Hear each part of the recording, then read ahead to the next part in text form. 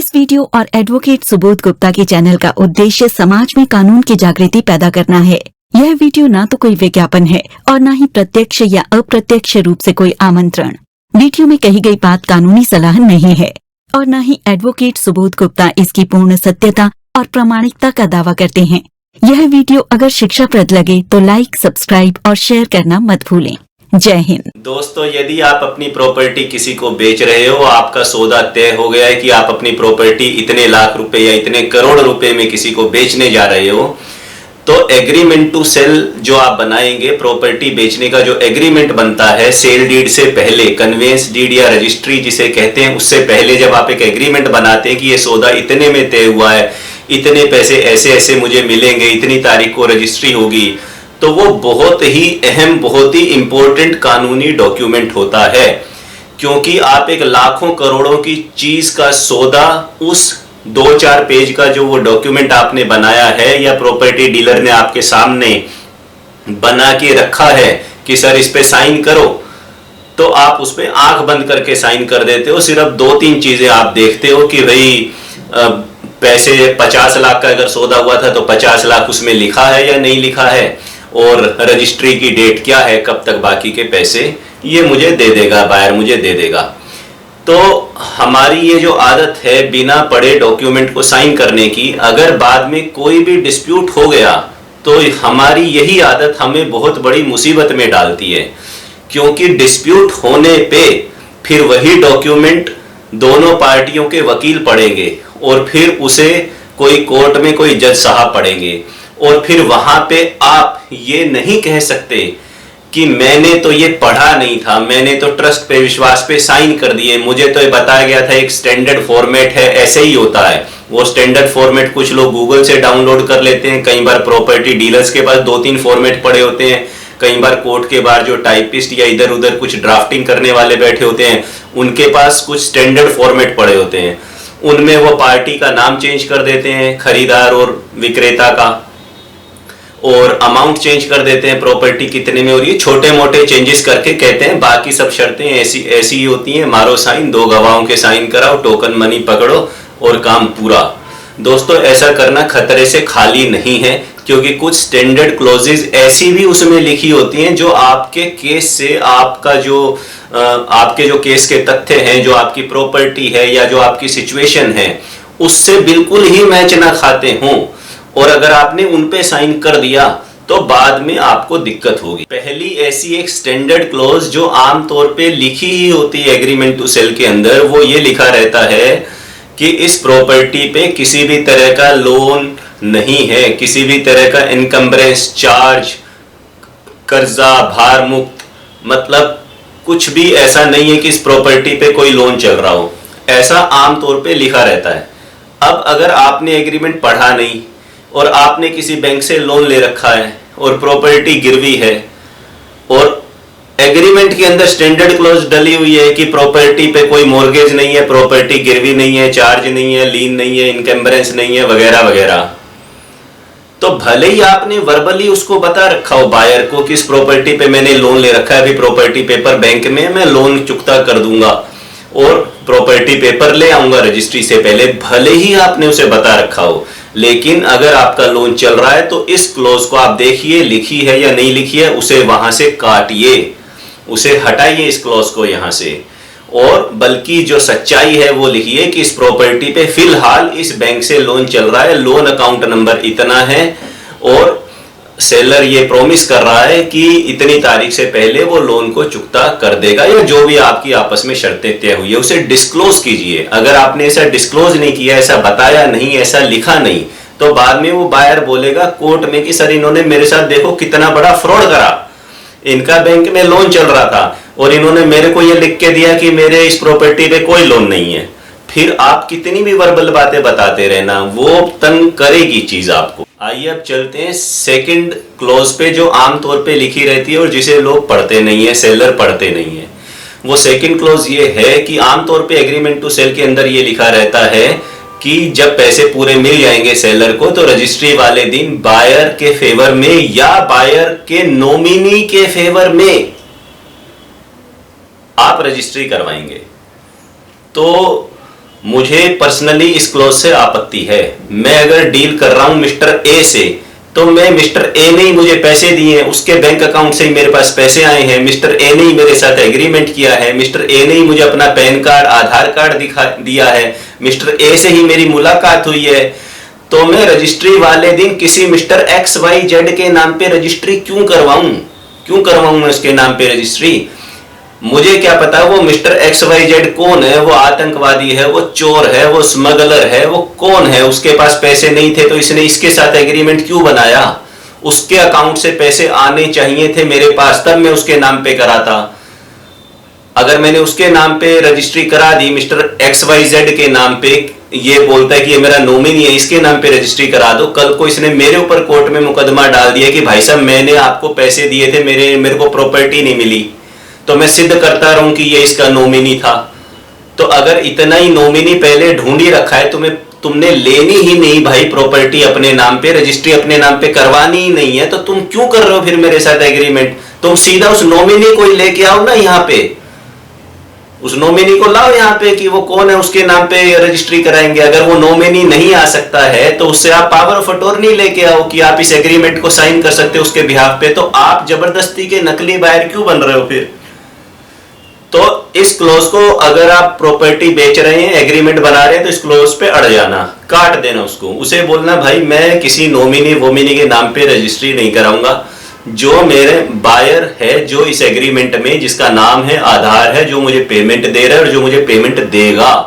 मैं उसके नाम पे रजिस्ट्री कराऊंगा। और ऐसा करने पे इनकम टैक्स एक्ट के प्रोविजंस का भी कुछ उल्लंघन हो सकता है, जिससे आप मुसीबत में पड़ सकते हो, बायर भी मुसीबत में पड़ सकता है, उसकी वो जाने, पर एज ए सेलर आप मुसीबत में पड़ सकते हो। थर्ड स्टैंडर्ड क्लॉज जो आमतौर पे एग्रीमेंट के अंदर लिखी होती है, वो ये लिखी होती है कि अगर बायर पीछे हटता है इस डील से, टाइम पे पैसा नहीं दे पाता, तो सेलर उसका बयाना, अर्नेस्ट मनी, टोकन मनी, जो भी उसके अंदर लिख रखा है, वो जब्त कर लेगा, फॉरफिट कर लेगा एज ए पेनल्टी। और अगर सेलर पीछे हटता है, बैकआउट करता है, एग्जिट करना चाहता है, एग्रीमेंट को कैंसिल करना चाहता है, अपनी प्रॉपर्टी किसी वजह से अब नहीं बेचना चाहता, रजिस्ट्री नहीं कराना चाहता, तो उसको उस अर्नेस्ट मनी का डबल देना पड़ेगा बायर को एज ए पेनल्टी। अब मेरा सुझाव इसमें इतना है कि पहली बात तो इसमें ऑनरेबल हाई कोर्ट्स के कुछ जजमेंट्स हैं, और उसमें यह कहा गया है कि अगर आपने सिर्फ एग्रीमेंट में लिख दिया कि मान लो अर्नेस्ट मनी 10 लाख रुपए था, तो आप 10 लाख रुपए फॉरफिट कर नहीं पाओगे, प्रैक्टिकली नहीं कर पाओगे, भले ही एग्रीमेंट में लिख रखा हो। क्योंकि बायर अगर कोर्ट में जाएगा और चैलेंज करेगा कि 10 लाख फॉरफिट करने नहीं बनते, तो कोर्ट ये नहीं देखेगी कि एग्रीमेंट में 10 लाख रुपए लिखा था तो आपने फॉरफिट कर लिए। इसमें कानून ये है, लॉ ये है कि आपको कोर्ट में एक्चुअल में ये प्रूव करना पड़ेगा विद एविडेंस कि आपका एक्चुअली में इस डील के कैंसलेशन से 10 लाख रुपए का लॉस हो गया, एक्चुअल में लॉस हो गया। खाली लिख देने से फॉरफिट नहीं होता कि भैया आपने कहीं और प्रॉपर्टी बुक करा ली थी, वहां बयाना दे दिया था, वहां एडवांस पैसे दे दिए थे, यहां से पैसे आने पे वहां जाने थे, वहां आपको लॉस हो गया, इसलिए ये लॉस बनता है। कुछ एविडेंस चाहिए। इसी तरह अगर आप भी बैकआउट करना चाहते हो तो वो आपसे डबल पैसे मांगेगा, तो मांगेगा तो सही डबल, पर प्रैक्टिकली क्या आप डबल उसे देना चाहते हो? आप आज की तारीख में कह रहे हो मैं बैकआउट नहीं करूंगा, मैं एग्जिट नहीं करूंगा, मैं नहीं करना चाहता, पर मैं तो अनेकों ऐसे केस देखता हूं जहां पे शुरू में सेलर कहता है मैं बैकआउट नहीं करना चाहता, बाद में वो बैकआउट करना चाहते हैं ड्यू टू XYZ रीजंस, हजारों कारण हो सकते हैं उसके। तो ये जो क्लॉज है कि बयाना जब्त होगा या दुगना देना पड़ेगा, मैं इससे पर्सनली सहमत नहीं हूं, और ये लीगली भी करेक्ट नहीं है, और ये कोर्ट में जाएगी बात तो वहां पे भी स्टैंड नहीं करेगी। और मैंने तो आज तक किसी को दुगना देते हुए देखा नहीं मेरे भाई, ना मैंने किसी को जब्त करते हुए देखा है। सेटलमेंट हो जाता है, प्रेशर हो जाते हैं, थोड़ा बहुत रख ले तो रख ले, अदरवाइज काम खत्म हो जाता है वो। तो बजाय ऐसा लिखने के आप बायर को या प्रॉपर्टी डीलिंग जो आपकी करवा रहा है उसको आप बोलिए कि भाई साहब ये फॉरफिट और दुगना छोड़ो, इसमें एक लमसम अमाउंट लिख देते हैं, फॉर एग्जाम्पल 25,000 रुपए, कि अगर ये बैकआउट करेगा तो मैं 25,000 रुपए कंपनसेशन के तौर पे रख लूंगा, और अगर मैं बैकआउट करूंगा तो मैं 25,000 रुपए इसे दे दूंगा एज ए कंपनसेशन। दुगना बुगना नहीं, फॉरफिट भी नहीं, 25,000 रुपए एक लमसम, या 50,000 या 1,00,000, वट एवर जो आप म्यूचुअली डिसाइड करते हो, बजाय कि 10 लाख रुपए 5 लाख रुपए फॉरफिट हो गए और 5 लाख का डबल देना पड़ा है। तो अगर ये क्लॉज सुधारी जा सकती है तो इसे सुधार लें, ये दोनों के ही हित में है, सेलर के भी और बायर के में भी, और कोर्ट में भी दिक्कत नहीं आएगी। और इसको एग्जीक्यूट करना, उतने पैसे कंपनसेशन के रूप में देना या फॉरफिट करना आसान है बजाय अर्नेस्ट मनी फॉरफिट करने के। दोस्तों, फोर्थ क्लोज जो आमतौर पे लिखी रहती है एग्रीमेंट के अंदर, वो ये लिखी रहती है कि रजिस्ट्री वाले दिन जो भी ओरिजिनल डॉक्यूमेंट है प्रॉपर्टी के, वो कागजात उसको दे दिए जाएंगे। और कई बार प्रॉपर्टी डॉक्यूमेंट के बारे में एग्रीमेंट टू सेल के अंदर कुछ लिखा ही नहीं रहता, ओरिजिनल प्रॉपर्टी डॉक्यूमेंट के बारे में। बाद में झगड़ा होता है, बायर बैंक लोन जाता है, बैंक 10 तरह के कागज मांगता है, वो 10 तरह के कागज सेलर के पास आपके पास है ही नहीं, तो आप दोगे कहां से। कई बार कोई इंपॉर्टेंट कागज गुम हो चुका होता है, तो कुछ भी परिस्थिति हो सकती है। और प्रॉपर्टी की चेन होती है पूरी, आपके पास हो सकता है अपनी रजिस्ट्री हो, पीछे वालों की रजिस्ट्री आपके पास ना हो, वो डॉक्यूमेंट आपके पास ना हो, तो बाद में रजिस्ट्री वाले दिन या एग्रीमेंट एग्जीक्यूट होने के बाद प्रॉपर्टी डॉक्यूमेंट से रिलेटेड झगड़े होते हैं, जिसमें कि फिर सारा ब्लेम सेलर के ऊपर आता है, क्योंकि एग्रीमेंट में ये अज्यूम किया जाता है कि आपके पास पूरे प्रॉपर्टी डॉक्यूमेंट होंगे ही अपनी प्रॉपर्टी के। अब आप कह रहे हो ये मेरे पास नहीं है, मैं कहां से लाऊं, तो वो बोलेंगे भाई साहब आपने पहले नहीं बताया मुझे। आप बोलोगे इसमें बताने वाली क्या बात थी,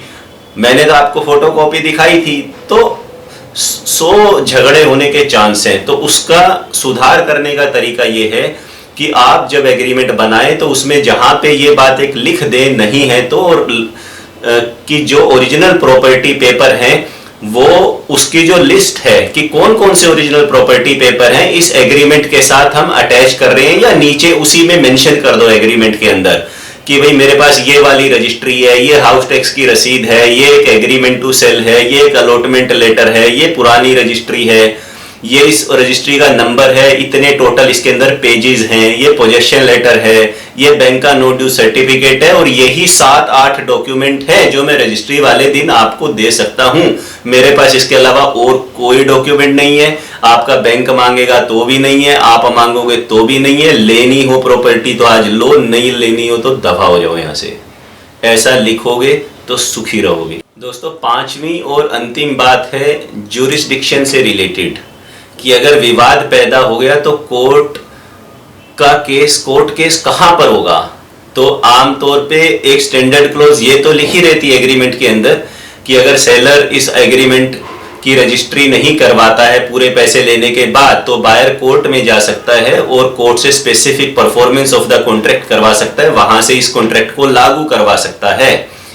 और सेलर भी कोर्ट में जा सकता है अपने बाकी पैसे रिकवर करने के लिए। लेकिन ये नहीं लिखा होता कि डिस्प्यूट की अवस्था में वो किस कोर्ट में जाएंगे। आमतौर पे लॉ ये है कि जहां पर इमूवेबल प्रॉपर्टी, जिस प्रॉपर्टी का आप सौदा कर रहे हो, वो अचल संपत्ति जिस शहर में स्थित है, वहीं पे जो सिविल कोर्ट है उसी को अधिकार है उस प्रॉपर्टी से रिलेटेड मामलों की सुनवाई करने का। परंतु कई बार स्थितियां अलग अलग हो जाती हैं कि सेलर किसी और शहर में रहता है, बायर किसी और शहर में रहता है, स्टैम्प पेपर किसी और शहर का खरीद लिया, साइन कहीं पे कर लिया, विटनेस किसी और शहर का आ गया, पेमेंट आधी किसी और जगह दे दी, आधी किसी और जगह दे दी, रजिस्ट्रेशन कहीं और करा दिया। कई जगह के न्यायिक क्षेत्र बन जाते हैं। फिर उसमें कई बार बायर अगर डिस्प्यूट हो गया तो किसी दूसरे शहर में केस डाल देगा एक बार के लिए, फिर आप लड़ते रहना, धक्के खाते रहना उस शहर के।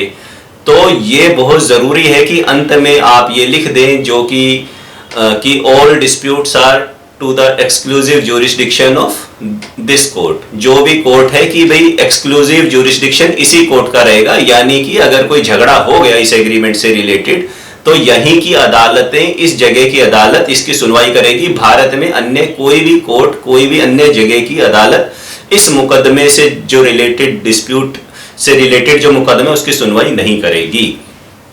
अंत में 2 बोनस टिप्स और दे देता हूं।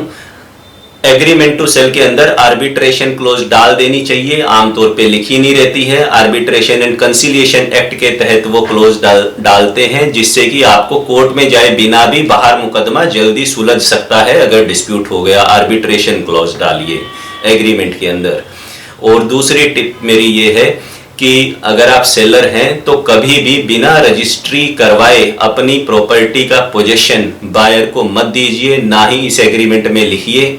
और दीजिए भी मत। इस पे मैंने एक सेपरेट वीडियो भी बना रखा है।